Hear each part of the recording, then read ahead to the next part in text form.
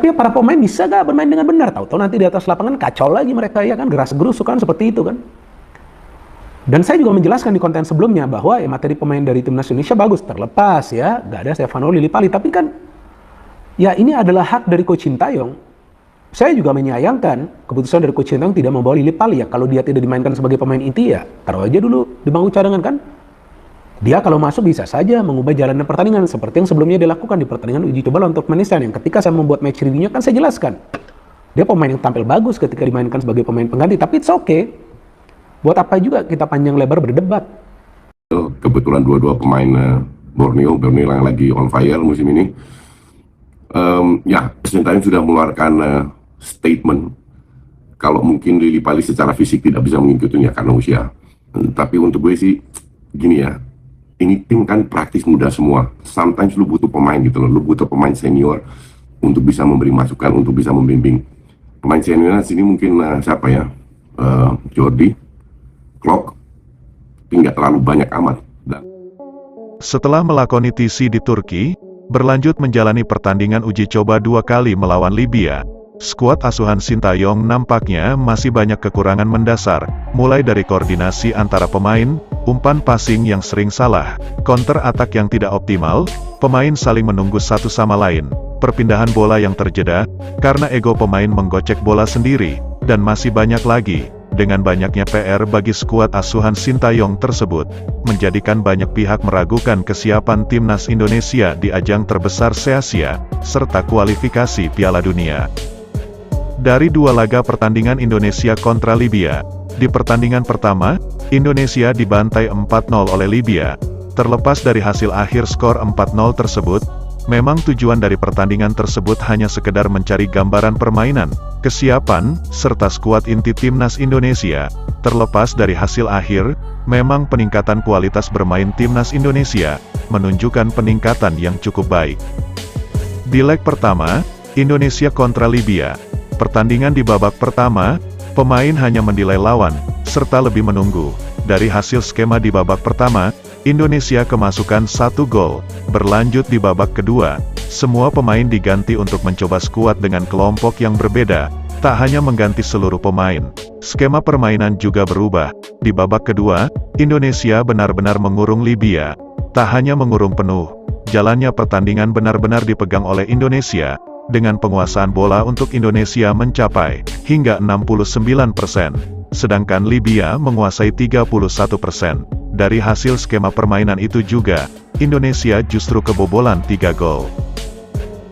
Tak bisa dipungkiri, 2 gol tambahan Libya disebabkan dari over kepercayaan diri berlebih para pemain Indonesia yang bisa dikatakan ceroboh, dengan kesalahan mendasar lini belakang, dan 1 tambahan gol lagi, itu berkat baiknya kualitas passing pemain Libya, counter attack yang begitu cepat secara efisien, hingga mampu menjebol gawang timnas dari jarak 53 meter. Di pertandingan leg pertama, kekalahan timnas bisa dimaklumi.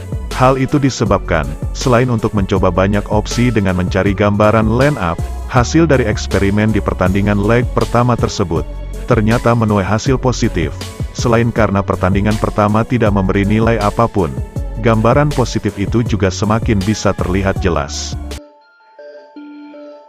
Berlanjut pertandingan leg kedua, progres dari pertandingan leg kedua, timnas Indonesia juga masih banyak kekurangan. Terbukti gol kedua dari Libya, murni dari kesalahan passing lemah Rizky Ridho, yang mampu disambar pemain Libya di mulut gawang.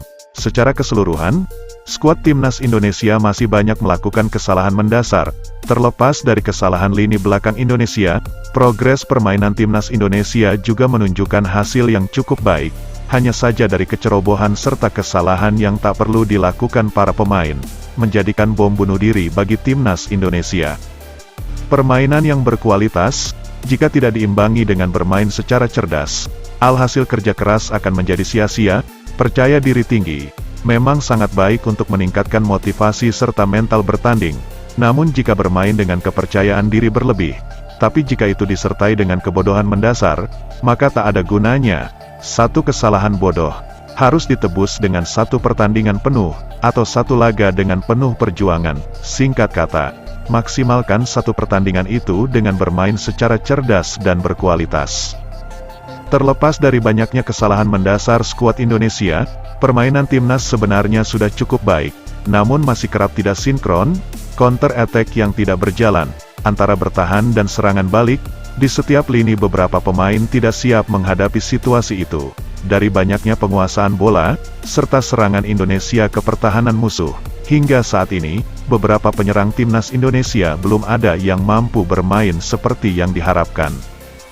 Para pengamat hingga supporter timnas Indonesia, banyak yang mempertanyakan keputusan kontroversial Sintayong dalam menentukan pilihan pemain. Bisa dikatakan, banyak pemain yang memperkuat timnas kualitasnya masih dipertanyakan, seperti contoh, pemain sekelas Stefano Lillipali.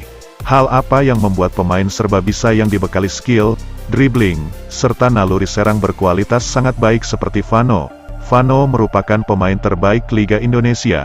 Vano juga merupakan pemain yang paling diwaspadai pelatih dari negara lain. Selain bermain dengan kualitas tinggi, Vano juga merupakan pemain cerdas dalam mengambil keputusan dengan baik. Kontribusinya terbukti hampir selalu memberi perubahan besar bagi timnas. Pemain yang sangat bisa diandalkan sekelas Vano tidak dipilih oleh Sintayong. Hal itulah yang menjadikan hampir semua pengamat bingung dan merasa aneh.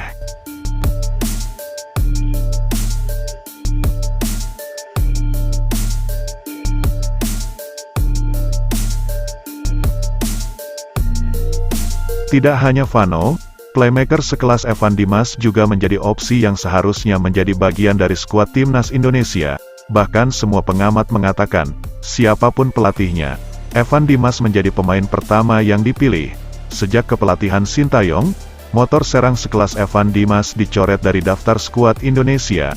Bisa dibayangkan, Ivar Jenner dikolaborasikan, atau menjadi pemain pengganti dengan Evan Dimas. Kedua pemain yang cerdas dalam membentuk pola serangan.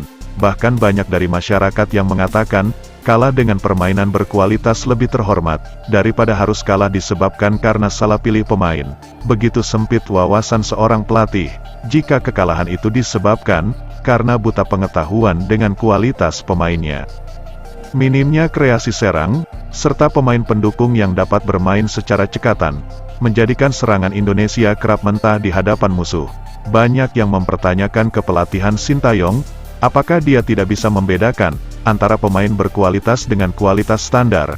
Dan kini, berita desakan masyarakat, banyak yang mempertanyakan kualitas beberapa pemain yang dipilih STY. Bahkan, banyak yang memberi saran secara tegas, agar Vano dan Evan Dimas segera dipanggil, untuk segera mengisi line up skuad Garuda dengan kualitas permainan tim bola-bola pendek dari kaki ke kaki, atau tiki-taka. Selain Ivar Jenner, Evan Dimas merupakan pemain dengan naluri yang sangat baik.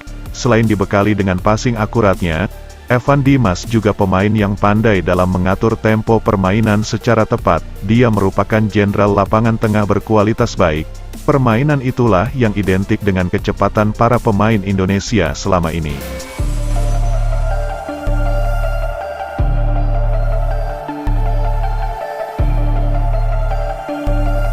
Sebelum meninggalkan tayangan ini, silakan Anda subscribe channel ini, agar Anda tidak ketinggalan semua berita serta jadwal pertandingan terbaru Timnas Indonesia.